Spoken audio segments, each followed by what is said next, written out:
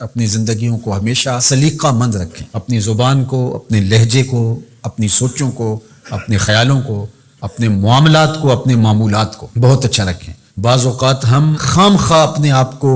گناہوں میں مبتلا کر کے اپنی آخرت برباد کر لیتے ہیں۔ تو اپنے صبح اٹھنے سے لے کر سونے تک، فجر کی نماز سے لے کر بستر پر اپنی کروٹ لیتے ہوئے محاسبہ کریں کہ آج کا دن میرا کیسا گزرا۔ جس کے 2 دن برابر گزرے وہ ہلاک ہو گیا۔ ہر آنے والا دن گزرے ہوئے دن سے بہتر گزرنا چاہیے، لیکن اگر ہمارا گزرے ہوئے کل سے آج کا دن بدتر ہے تو سوائے ہلاکت کی اور کچھ نہیں ہے۔ اور اسلاف کی زندگی اس حوالے سے دیکھیں تو اس لیے یہ بہت برا سودا ہے اور یہ بڑی جرت ہے۔ انسان کو پتہ ہے کہ میں جھوٹ بول رہا ہوں، اس میں تو کوئی اختلافی فرقہ نہیں ہے، گروہ نہیں ہے کہ اس کی سزا آخرت میں کیا رکھی ہے، دنیا میں کیا رکھی ہے۔ انسان کسی سے حسد کر رہا ہے، بغض کر رہا ہے، دشمنی رکھ رہا ہے، کسی کو گالی دے رہا ہے، سب و شتم کر رہا ہے، کسی کا مال ہڑپ کر رہا ہے، کسی سے زیادتی کر رہا ہے، رشوت لے رہا ہے، یہ جو کچھ بھی ہماری زندگی میں اس شب و روز کے معمولات ہیں جو ہم کر رہے ہیں، یہ تو کوئی اختلافی مسئلہ نہیں ہے کہ جس کے بارے میں وہ کہا کہ مختلف اقوال ہوں کہ آپ نے اس فرقے پہ اور اس گروہ پہ اور اس مسلک پہ بات کر لی کہ نہیں ہمارے مسلک میں یہ جائز ہے۔ جھوٹ تو ہر مسلک میں ناجائز ہے، ہر الہامی غیر الہامی مذہب میں ناجائز ہے۔ اسی طرح رشوت کھانا، سود کھانا، شراب پینا، نظروں کی ناپاکیزگی اور اپنی زندگی کے جو دیگر امور بد ہیں اس میں تو کوئی اختلاف نہیں ہے۔ اپنا وقت برباد کرنا، نمازیں چھوڑنا، لوگوں کو ایذا دینا، تکلیفیں دینا، ہمارا دین تو اس قدر حساس ہے لوگوں کے خیال رکھنے کے حوالے سے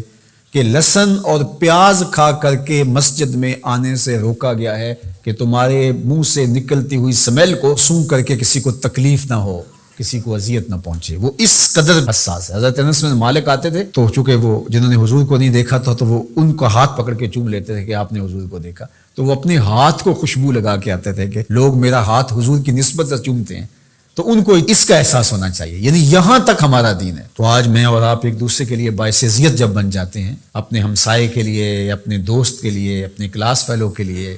اپنے بھائی کے لیے، اپنے محلے داروں کے لیے، اپنے معاشرے کے لیے ناسور بن جاتے ہیں، ہمارا وجود لوگوں کے لیے اذیت کا سبب بن جاتا ہے، تو اللہ تعالیٰ نے فرمایا فما اصبرهم علی النار، آگ پر کتنا حوصلہ ہے کہ وہی اعمال کیے جا رہے ہیں جس کا نتیجہ جہنم ہے، وہ اعمال کیے جا رہے ہیں جس سے دل مردہ ہوتے ہیں، وہ اعمال کیے جا رہے ہیں جس سے قربت الہی میں نقصان ہوتا ہے۔ بتاؤ نا وہ کون سی چیز ہے جس چیز نے تمہیں دلیر کر رکھا ہے اور تم جہنم کے راستے پہ چل نکلے ہو؟ وہ دولت ہے، حسن ہے، جوانی ہے، اقتدار ہے۔ وہ چیز کیا ہے جس چیز پہ تم ناز کر کے اپنے رب سے دور ہو کے جہنم کا ایندھن بننے کے لیے تیار ہو گئے؟ کتنا حوصلہ ہے لوگوں کا، کتنی ڈٹائی سے کہہ دیتے ہیں یہ جہاں میٹھا اگلا کس نے ڈٹا۔ کوئی کہتا ہے کوئی بات نہیں، کر لو جو کرنا، آخرت میں توبہ کر لیں گے۔ توبہ کی امید پر گناہ کا کرنا یا ڈٹائی کے ساتھ گناہ پہ گناہ کیے جانا، اپنی بد اعمالیوں کی کوئی توجیہ کر لینا، مختلف شیطان کے فریب ہیں، مکر ہیں، وہ آپ کو مختلف طرح سے پھانس لیتا ہے، ہم اس کی کوئی توجیہ کر لیتے ہیں، اس کی کوئی صورت گری کر لیتے ہیں۔ مطلب کیا؟ جب اللہ کی کتاب سے ہم انحراف کریں گے تو اللہ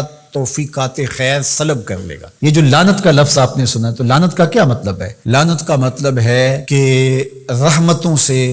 محروم کر دیا جانا۔ عرب کہتے ہیں جب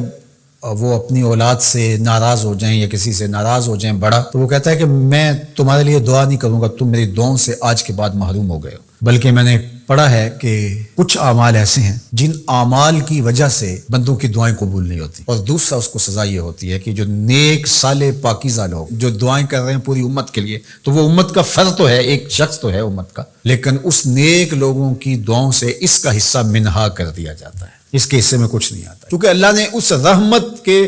وصول والی فہرست سے اس کو نکال دیا۔ وہ سانسیں تو لے رہا ہوتا ہے لیکن زندہ نہیں ہوتا، وہ اپنے آپ کو مسلمان تو کہلا رہا ہوتا ہے، لیکن بات یہ ہے کہ اسلام اور اللہ رسول سے تعلق اس کا واجبی سے ہوتا ہے۔ تو آج ہماری بدحالیوں کا اور ہماری رسوائیوں کا سبب اس کتاب رحمت سے